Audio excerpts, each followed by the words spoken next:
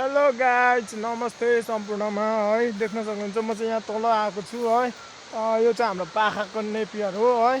अनि यहाँनिर चाहिँ यो नेपियर चाहिँ योहरू चाहिँ अस्ति एकलट काटेको हो यो छोटो छोटो चाहिँ यो चाहिँ किन काटेको भने यो बाटोमा पुरा डिस्टर्ब भइराखेको थियो है हिँड्न सो त्यही भएर चाहिँ यो एरियामा चाहिँ काटेको हो भने यहाँनिर देख्न सक्नुहुन्छ योहरू चाहिँ काटेको छैन है यो चाहिँ एकलट पनि काटेको छैन यसपालि तर सबै यो चाहिँ अब बित्न लागिसकेको छ है एकदमै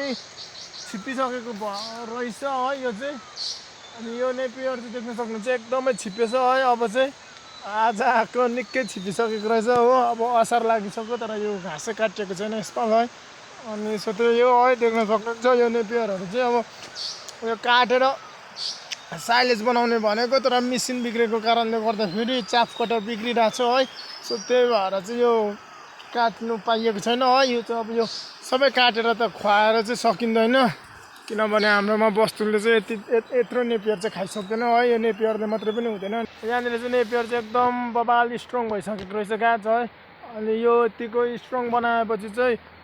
काटिराख्दाखेरि एकदम राम्रो हुन्छ है यो अब यो चट्ट काट्ने हो भने 1.5 महिनामा फेरि काट्नलाई रेडी हुन्छ यो घाँसहरू चाहिँ किनभने गाछ एकदम स्ट्रङ भइसकेको छ है पुरै जरा पलाइसकेको रहेछ है देख्न सक्नुहुन्छ पुरै जरा हानिसकेको छ क्या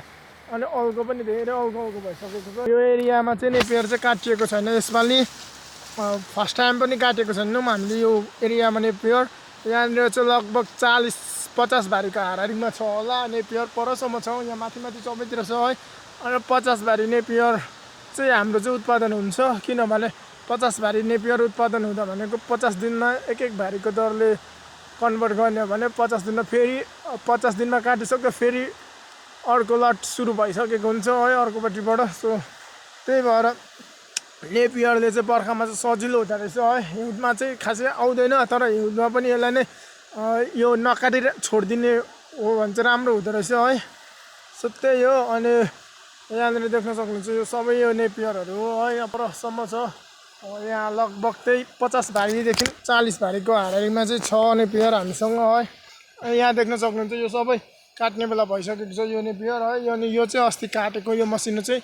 अनि यो काटेको पनि पलाइसकेको छ है यो पलाइसकेको छ अब यो पनि 22 दिनमा भइहाल्छ काट्न रेडी है अनि यो नेपियर चाहिँ हामीले काट्ने र साइलेज बनाउनु पर्छ भनेको खोइ अब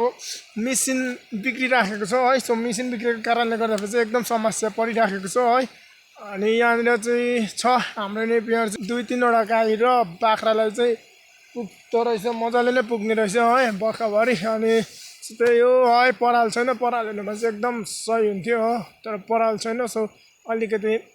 गाई बस्तुले चाहिँ छेरी चाहिँ राखेको छ नेपियरले गर्दा है अनि यो नेपियर चाहिँ हजुरहरूलाई थाहा छ एकदमै हाई प्रोटिन भएको घाँसमा पर्छ है यसमा चाहिँ प्रोटिन धेरै नै हुँदो रहेछ अनि सो त्यही भएर चाहिँ पुरा छेर्ने हुन्छ क्या यो मात्रै घाँसले पुरा छेर्ने हुन्छ है सो त्यही हो है हेर्दै गर्नु होला भिडियो है किनभने हाम्रो यो नेपियर चाहिँ देख्न सक्नुहुन्छ चट्ट लगाएर यो लेभलमा छ है हाम्रो चाहिँ नेपियर